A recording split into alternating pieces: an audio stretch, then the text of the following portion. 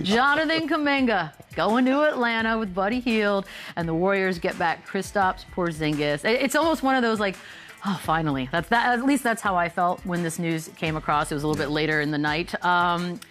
Weirdly reported, though, that the Warriors have long targeted Porzingis, Boogie, which I thought that was an interesting sort of side note to this. So what do you think about the trade, and also that little side note of they were targeting him for a while? It makes sense when he's healthy. I can't sit here and act like it doesn't.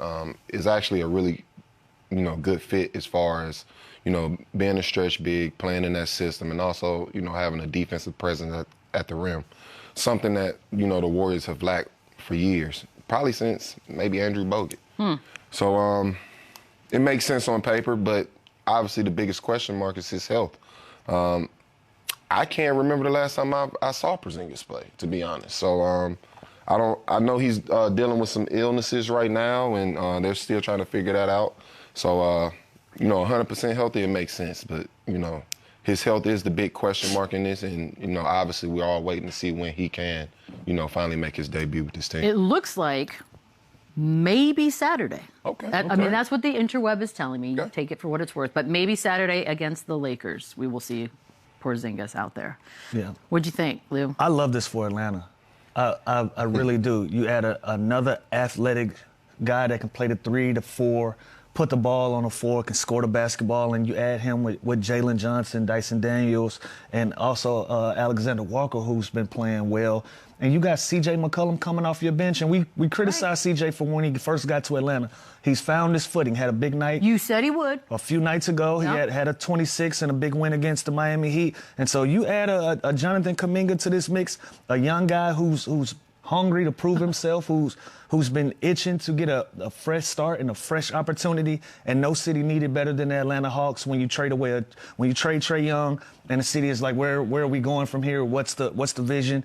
Now you add another young piece to already another young core that you can start building with. So I love this for the city, and I look forward to it. And also Buddy Hield.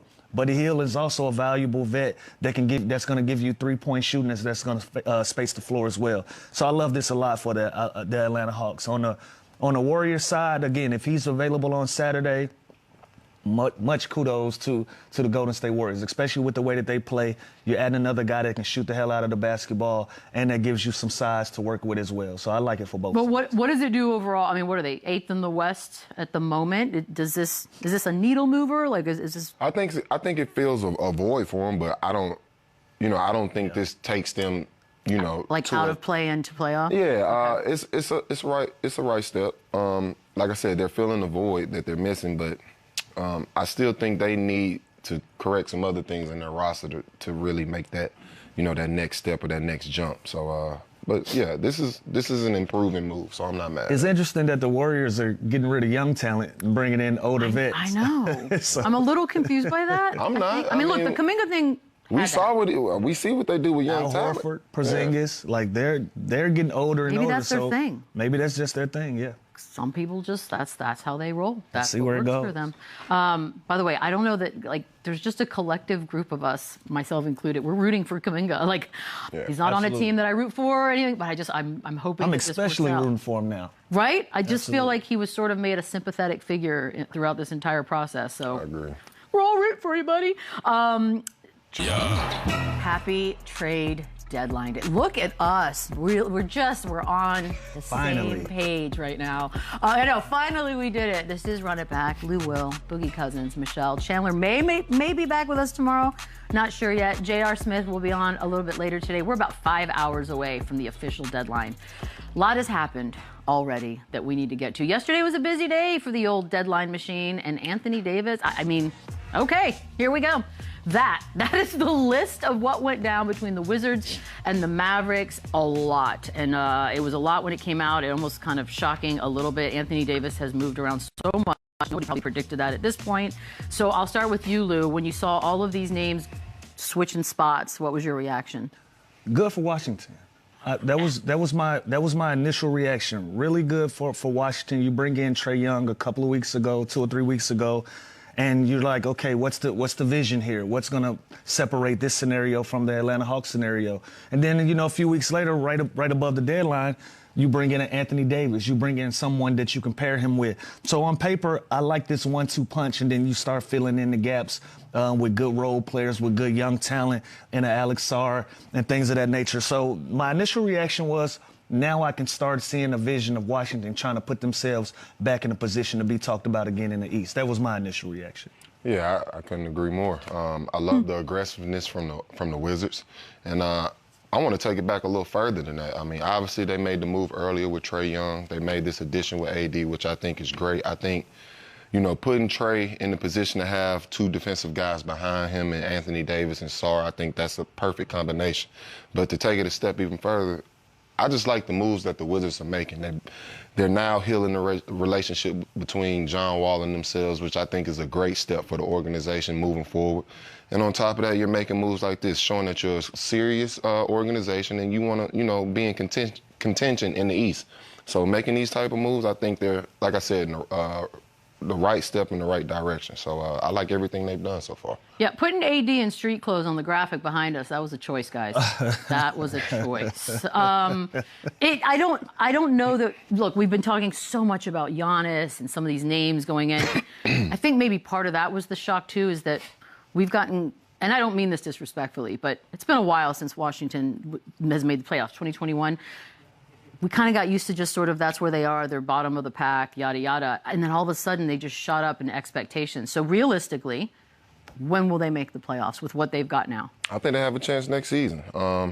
And one thing that's kind of being ignored in this situation as well is they also have a top draft pick as well going into this offseason. So it's a lot of positives moving forward for this team. And I could even see a situation where, they end up moving that pick for another veteran wing or a veteran role player to, help complement the group they've put together so far. So I like the position that they're in. I like the moves that they're making, and I think they're a playoff team next season. Yeah, the East is so unpredictable. Yeah. You don't know what's going on. Like last year, we had an Indiana Pacers team in the finals. This year, they're at the bottom of the barrel dealing with injuries and different things. You don't know what's going to happen.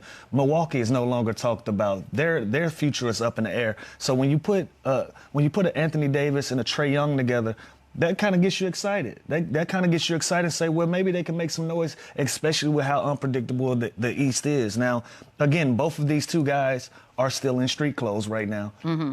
That's somewhat of a concern. But if they can get healthy and they can get everybody on the same page, and like I said, fill in some of these gaps, why not say that they're going to be in a competitive position by this time next year? This is okay. So let's look at it from the Mavericks side for a second. They'll never live this down. Maybe something crazy will happen. It'll take away some of the attention. But they've now turned that Luka Doncic trade into Max Christie, Chris Middleton, A.J. Johnson, Malachi Branham, Marvin Bagley III, and 3 first-round picks, only one of which, by the way, would be considered a premium first. I know people hate this trade, and the jokes have been made 1,000 times. Does it make it look even worse now, Lou? Like, if that's even possible for some people? It makes it confusing to me. Like, yeah, you do get some draft picks out of this, but that's wishing upon a star, right? Like, you don't know what you're gonna get out of the draft, and when you're gonna trade Anthony Davis and you're gonna trade Luka, you want to look in your roster and say, okay, this makes sense for us. So to me, this looks like a Cooper Flag rebuild. That he's gonna be the guy moving forward. Now you still got questions to answer about Kyrie Irving. Do you still pair him with a veteran guard? That's an all-star, superstar caliber guard like a Kyrie, and then you figure it out from there. What is the direction? So at this point, I'm still unsure. So it kind of makes it look worse. But hey, I didn't even see this move being able to be made either. So, hopefully Dallas is still in contention to try to put something together so we can look at them and say, okay, this is starting to make sense. Right now, it looks like a full rebuild to me. I mean, they shed about $70 million from their payroll. So yeah. if you're into numbers, that seems kind of important. Look, we're never going to see the AD Cooper Flag Kyrie Irving thing. Let me ask you this, Boogie: are we going to see Kyrie and Cooper Flag play together at some point? I wouldn't necessarily understand why, especially with the direction they're going in. Obviously, they've gone full rebuild. They shed cap. They've opened up a lot of money. So I don't necessarily see why they would keep Kyrie at this point. You plan on building around Cooper Flag. The timeline is in 2 different places. So I wouldn't be surprised to see, Kyrie on the move and, they try to get something back and continue to build assets from that as well. So it doesn't really make sense for them to keep Kyrie at this point. I miss Kyrie Irving. I do too, man. I miss watching him play. Miss hooping him. It's been like almost a whole year since we've seen him. So that's what went down.